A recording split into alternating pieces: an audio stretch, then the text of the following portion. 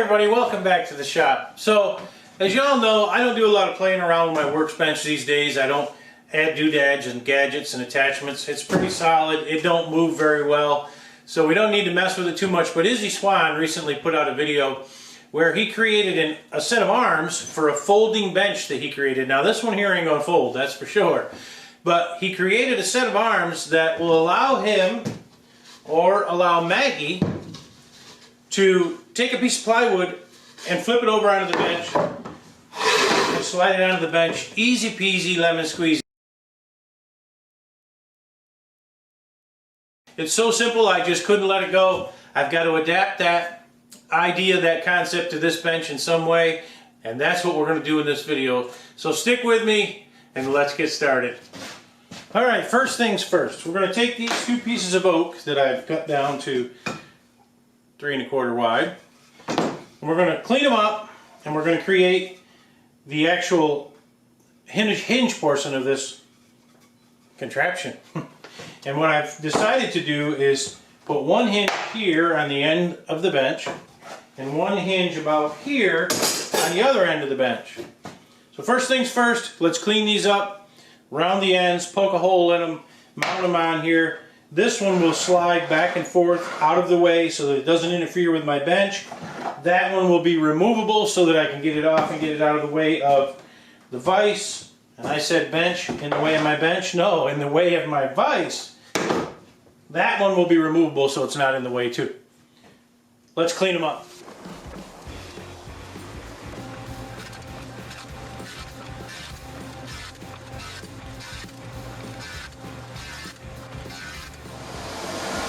So these things were over 1 inch thick when I started with them. And I don't know about you, but I don't like spending an hour on the thickness planer getting these things down to the proper size. So what I typically do is take off a big old hunk of this metal material and then take it through the thickness planer. That's what the Ricon's for.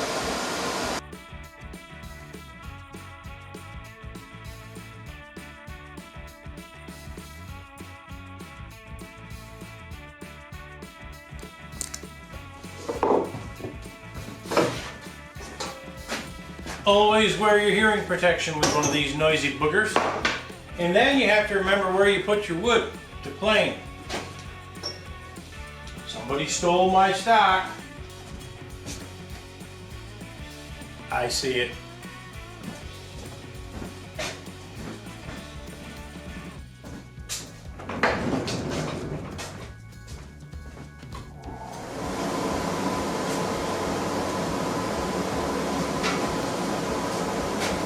We got it.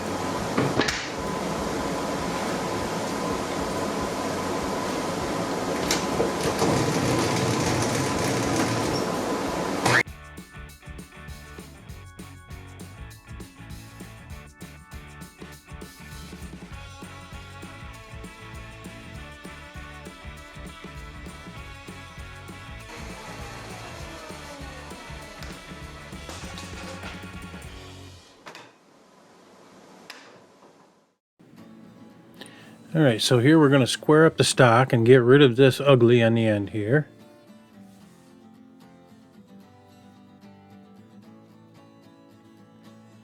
Finding center using the diagonal trick.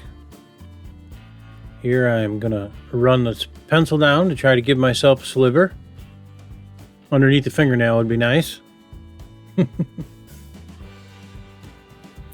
Using the insert from my orbital sander. Lining up the 2 holes with the center mark to keep it straight. Voila. Smoothing off the curve a little bit, getting rid of the burn marks, and we need to remember the dust collection. And we'll break the corners on the piece.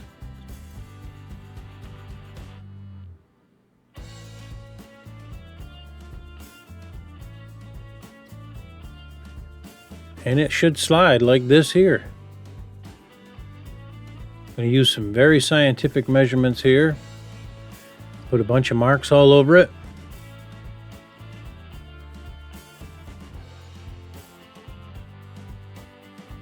I'm going to use a guide here. Can't do this free-handed.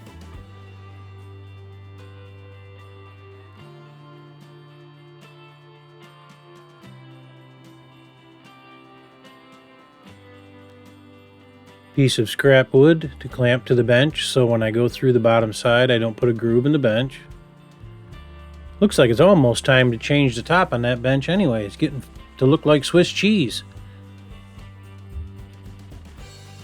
Alright, here we go. High gear. Lowering the router in several increments until we get all the way through. Just like that. Slidey back and forth for a bolt.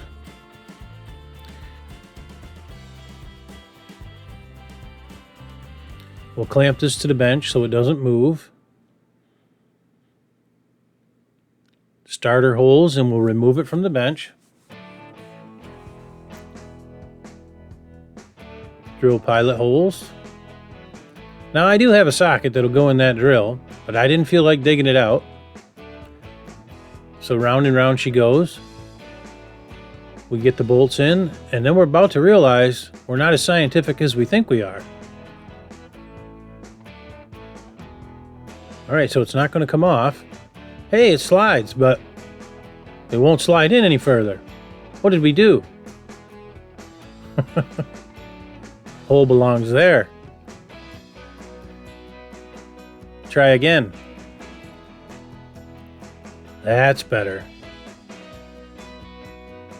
Alright, on to the other side. Now I thought this was going to be simple. Take this little bitty hockey puck out of here. Little blocky, if you will. No big deal. But as you'll see here, this became a big deal. When you have to get a pry bar out to get your bench apart, you know you're in for a fun afternoon. I had forgotten how many different types of screw heads I used when I assembled this thing. So just rip the pieces apart.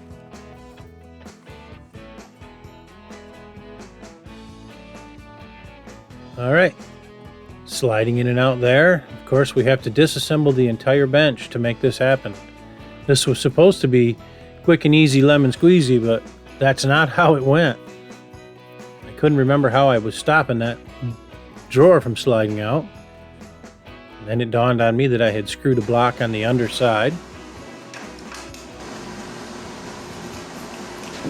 That's where they went.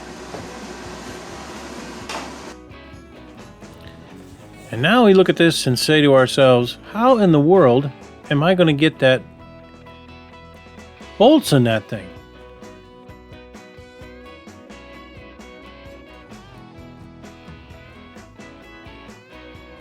I don't think I've cleaned the dust out from under there in over a year.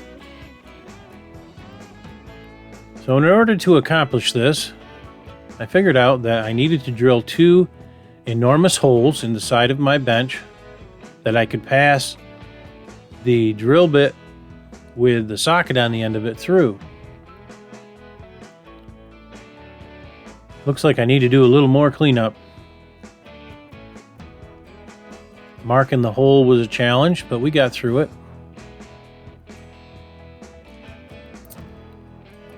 Alright, so now we're going to test and see if we can reach. Oh, that's too short. We'll make a pilot hole with a spade bit. Burying the bit just until the spade touches. Just enough for the point of a lag bolt to get started. Going to try and give ourselves a sliver again. See how I'm closing one eye with precision there? That's how a true craftsman lines up his bolts.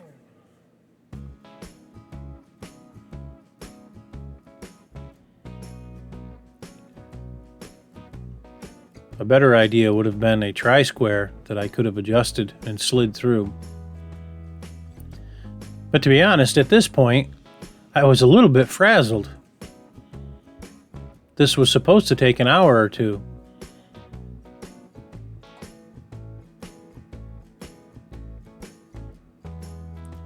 Second hole, same as the first.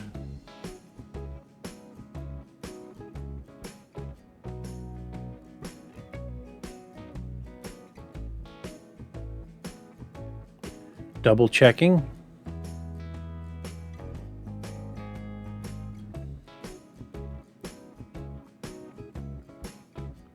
close enough. If my old man could see me now doing this craziness to this bench. All right, there's the socket. Let's see if it fits. Does it reach? Absolutely not. Let's get another extension.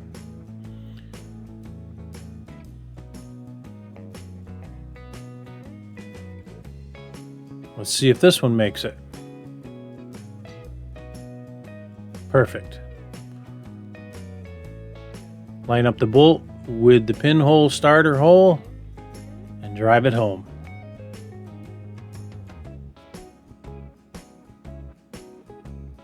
Fancy how that slides out. Second bolt, same as the first.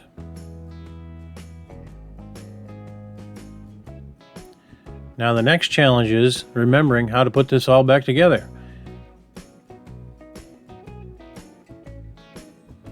It really wasn't too difficult.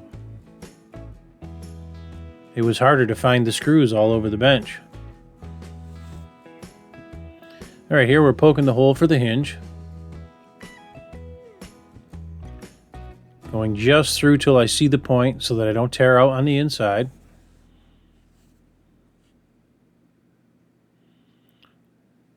Next step, making the arms.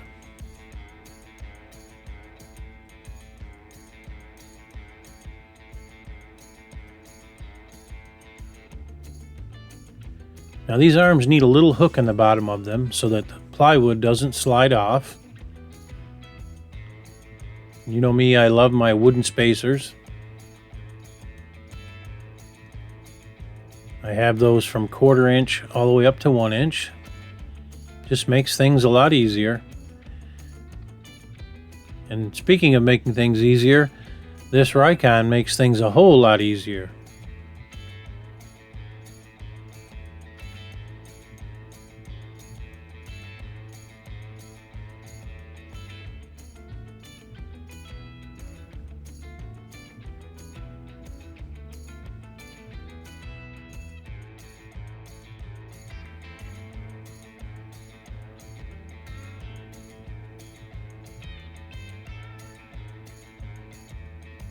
Just like that, we're Captain Hook.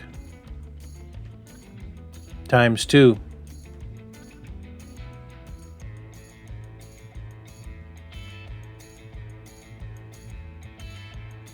Now we're going to do the same thing here that we did with the other pieces. We're going to round the end off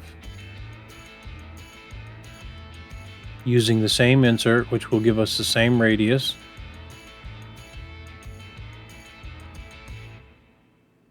Bing, bang, boom. Aren't they pretty?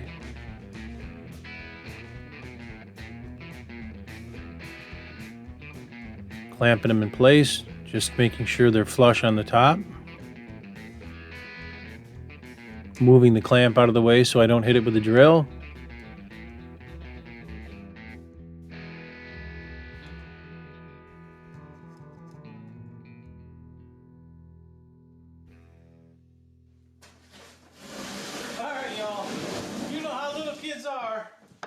They can't wait. I'm just like the rest of them. And all I got is this crappy piece of OSB, but I have to try this. Oh my goodness. Wow. If I didn't have all the junk on the bench, I don't know how it could get any easier to flip that thing over. That is awesome.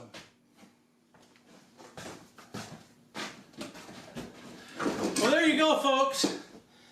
A roto flipper over, plywood flipper over. I am impressed, Izzy Swan. That is awesome. That is going to make my life in this shop so much easier. I hope everybody got something out of this video. I hope you enjoyed the video.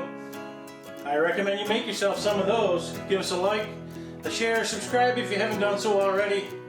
And as always, we'll catch you on the next one. I can't believe this thing.